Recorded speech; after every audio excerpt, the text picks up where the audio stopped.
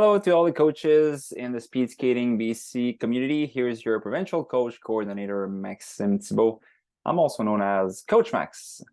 Thank you for joining and watching my video. Today, I'm going to present you 3 different competition resources. And the way I decided to work this out to keep things quick and simple, I decided to present you 3 distinct video clips with different competition resources. So part 1, part 2, and part 3. But first of all, please follow me on where to find all those resources. This is available on Speed Skating BC resources. So please find out the resources tab and scroll down, and you're gonna find out multiple of resources: club, coaches, official, and for today we're gonna cover the competition resources. The video 1, so part 1, we're gonna talk about the provincial competition format bulletin. Before we jump on the document, I just gathered some important information. So the provincial competition format bulletin will cover information such as the detail of the 3 provincial competitions, so the BC Cup, the BC Long Track Championship, and the BC Short Track. Also, for your information, provincial competition are intended to provide head-to-head competitive opportunities for provincial level skater who meet the age restriction and time standard. After that, you'll find general procedures, so make sure that you review those information. They're going to be very useful. So you're going to find information such as all participant requirements for having to be registered for this competition. So this will be done via IceReg. The minimum coaching requirements, I'm going to cover that at the end of this video. And furthermore, so if we go on the bulletin, you'll find on a PDF format. Make sure that you have the updated version of September 2023. First page, you're going to have the introduction with the purpose and the reason why we're having those provincial meets. And then is the general procedure. So take a moment to review those information, but basically you'll have all the participant requirements and how to register for the event. And one other thing that I want to keep your eyes on is the skater age, so how to calculate it. You calculate the age of the skater as of June 30th, 2023, and you have a visual of all the division and age category.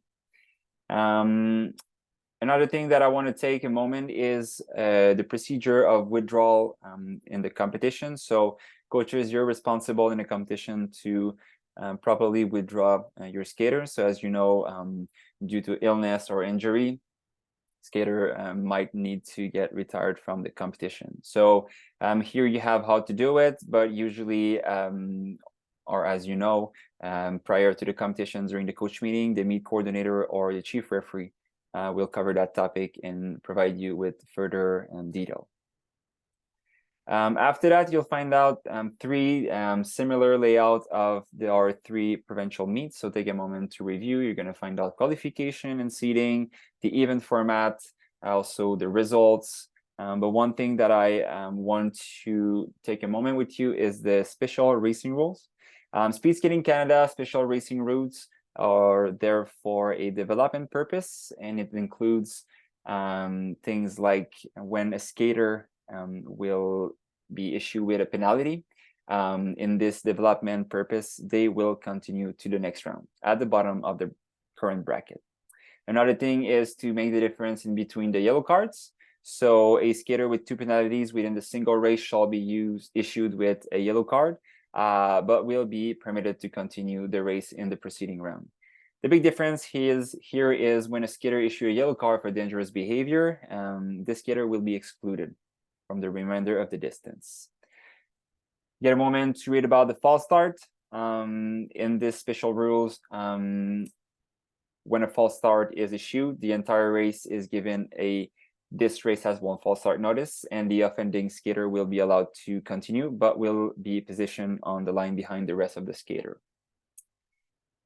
So before we're going on the part 2 video, I want to cover the coaching requirements. So in this bulletin, you can find out the minimum coaching standard policy, and we're gonna go on this PDF file again.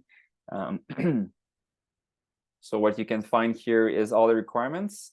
So take a moment to review and make sure that you have all of those completed and you have your certification. But here I want to talk about if you have you miss one of those requirements, what are your options? So here's at the end of, if you scroll down at the end of this documents, you'll find out the exemption procedure.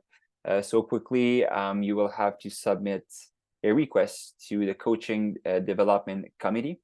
And after that, they're going to review your request, and you will, according to the decision, obtain a letter of exemption. And also you'll have to agree, well, a coach will have to agree to mentor you during this competition. Because after all, we want to give as much experience, provide as much experience for every coaches to have access to the competition. So if you have any question, don't hesitate to ask me, but I believe all of the information are in those documents.